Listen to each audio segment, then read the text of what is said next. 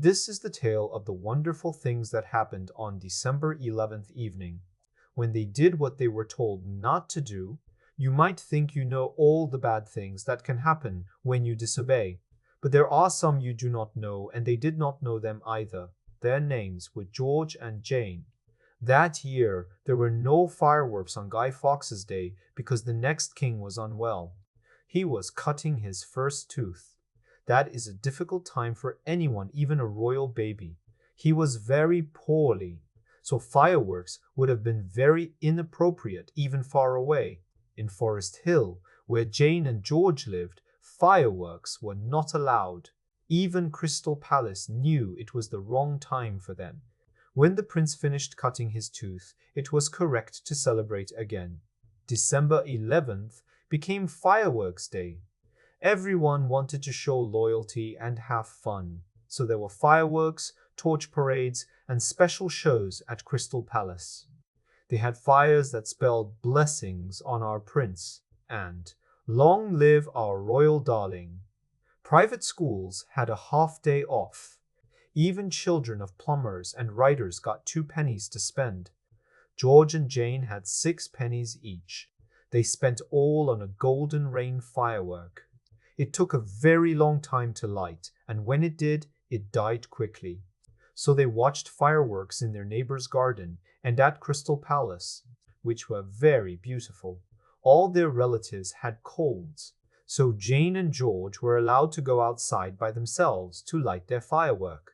Jane wore her fur cape, thick gloves, and hood made from mother's muff. George wore his coat with 3 capes, his scarf, and father's ear-covering cap. It was dark in the garden. The many fireworks made the place look bright. The children were cold but happy. They climbed the fence at the end of the garden to see better. Far away, where the darkness ends, they saw a row of shining straight lights. It looked as if fairies were planting shining baby poplar trees and watering them with light. "Oh, how pretty," said Jane.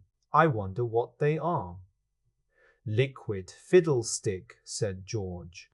He had learned at school that these were the aurora borealis, or northern lights, and he told her. "But what is the Rory Bory? What's its name?" asked Jane. "Who lights it?" "Why is it there?" George said he had not learned that. "But I know," said he. "It has to do with the Great Bear, the Dipper, the Plough, and Charles's Wain."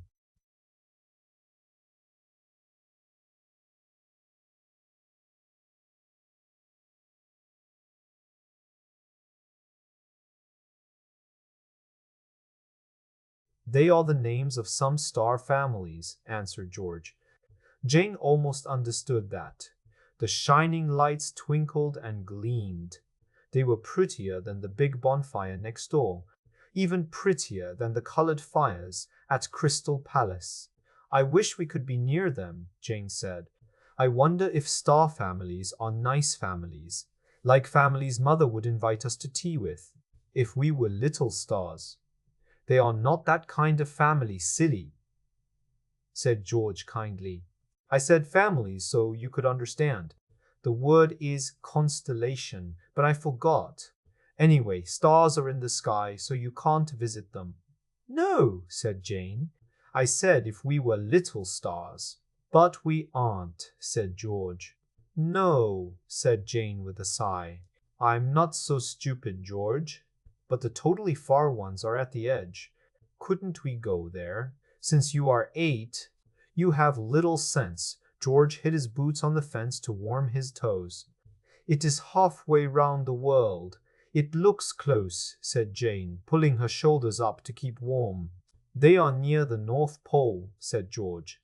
"Look, I don't care about northern lights, but I'd like to find the North Pole. It is hard and dangerous. Then you return and write a book about it with pictures. And people call you brave." Jane got down from the fence. "Oh, George, let's," she said. "We may never have a chance like this again. Just us, and it is late." "I would go if it wasn't for you," George said sadly. "But people always say I lead you into trouble.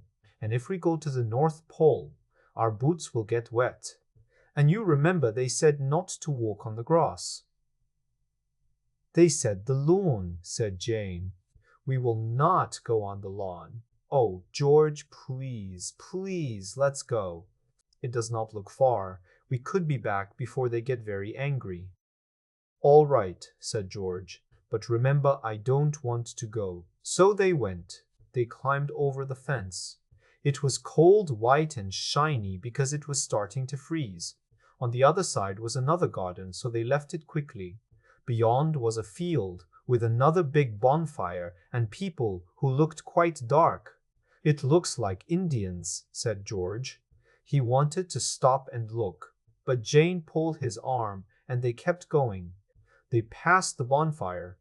They found a hole in a hedge and went into another field. It was very dark. Far away, the northern lights were shining.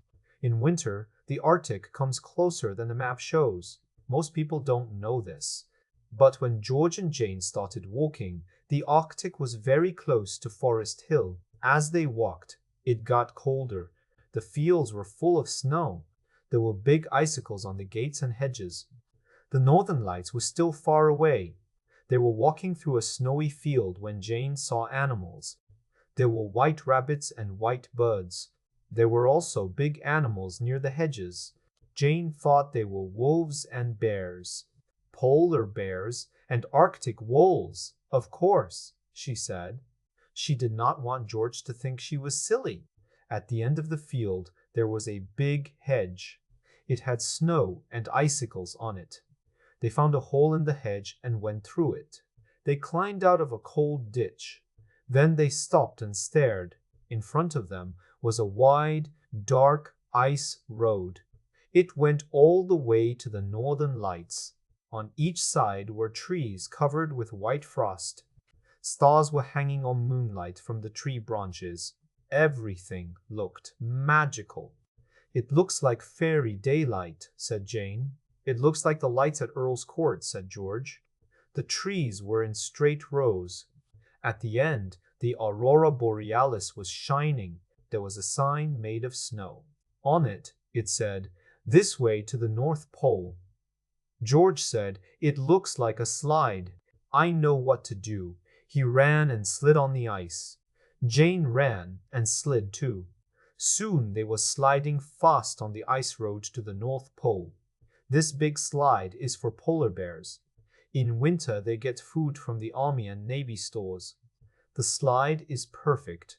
You can only find it if you go out on December 11th, light fireworks, and are very naughty. But be careful.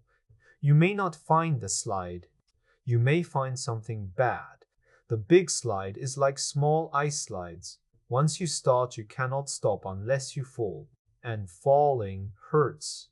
The slide goes downhill, so they went faster and faster. George and Jane went too fast to look at anything. They saw trees with frost and stars. The world looked white. The night looked black. The stars were bright. The lights ahead sparkled like magic spears. Jane said so. George said, "I can see the northern lights." Sliding was fun. They went on and on in white silence. Suddenly someone shouted, "Hey, you there! Stop! Fall down now," said George. He dropped to the ice. Jane fell on him, cheaple and difference to station. Then they crawled to the snow at the side of the slide. A man was there. Well, he wore a peaked cap and had a frozen mustache. He had a gun. "Do you have any bullets?" he asked. "No," said George. "I had 5, but Nurse took them when she looked in my pockets." "Ah," said the man. "That happens. So you don't carry guns?" "No guns," said George, "but I have a firework. A boy gave it to me. He looked in his pockets." "Let me try it," said the man. But Jane pulled George's coat. "Ask him why he wants it." The man said he wanted to shoot the white grouse. They looked, and there was the bird. It was sitting in the snow, looking tired and sad. George put the firework back. "No," he said. "Father said there's no reason to shoot them now. It wouldn't be fair. I'm sorry. The man didn't say anything. He shook his fist at Jane. Then he got on the slide and tried to go back. But it was uphill. The children left him. The white grouse said, "Thank you," in kind words. Then the children ran sideways and started sliding again. They slid away toward the North Pole and the beautiful lights. The big slide went on and on. The lights still did not look closer. Everything was quiet. One now, they kept sliding on the wide, icy path. Then a voice broke the silence again. "Hey, you there! Stop! Fall down!" shouted George. He fell to stop. Jane fell on top of him. They crawled to the edge. They crawled to the edge. There they saw a man. He was a butterfly collector. He had blue glasses, a blue net, and a blue book with pictures. "Excuse me," he said. "Do you have a long needle?" "I have a needle book," said Jane, "but there are no needles now." George took them for science things in a book, but he didn't do the things. He just took the needles. "I also want a needle for cork," said the man. "I have a hat pin in my hood," said Jane. "I used it to fix my fur when it got caught. It is long and sharp. Can it work?" "We can try," said the man. Jane looked for it, but George pulled her sleeve and whispered, "Ask what it's for." So the man said he wanted to kill a big Arctic moth. "It is a very good moth," he said. "I want to keep it." And yes, the big Arctic moth was in his net. It was listening to them. "I can't do it," said Jane. George explained that they didn't want to help. Then Jane opened the net and asked the moth to come out. And the moth did. The man looked sad but not angry. "Oh well," he said. "My trip is wasted. I must plan again. I will need to write to the newspapers. You are a very thoughtless girl." Then they left him too. He also tried to walk uphill to the Crystal Palace. The white Arctic moth said thank you with nice words. Then George and Jane ran to the side and started to slide again. The lights got brighter and brighter. They had to blink their eyes. Suddenly, the slide ended in a big pile of snow. George and Jane slid into the snow and sank up to their ears. They got out and brushed off the snow. They shaded their eyes and looked, and there it was, the North Pole.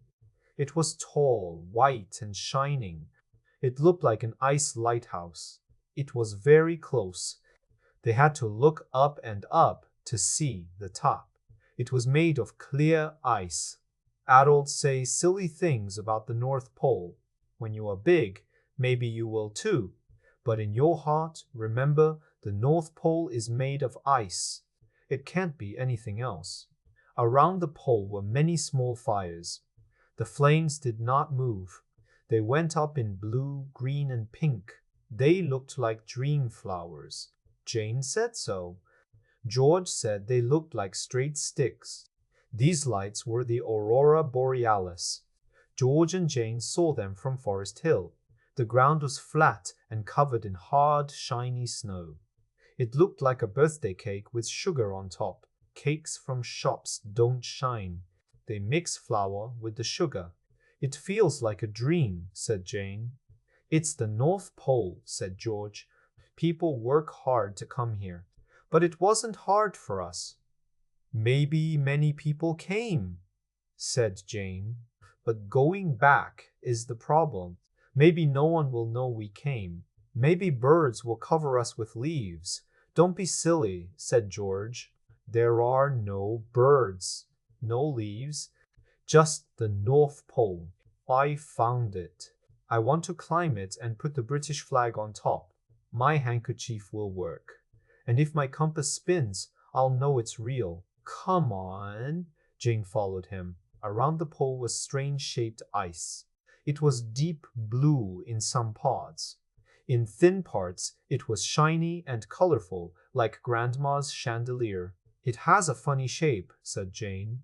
"It looks like—" She stepped back.